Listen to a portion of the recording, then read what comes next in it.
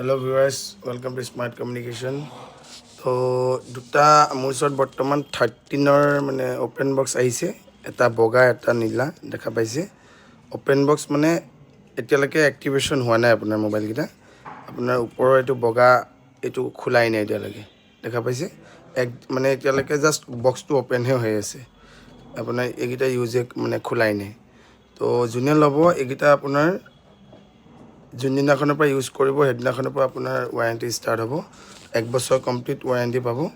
তো কাৰোবাক যদি লাগে অপেন বক্সত কমত পাই যাব, অনলাইন প্ৰাইজত যিমান আছে তাতকৈ কমত পাব।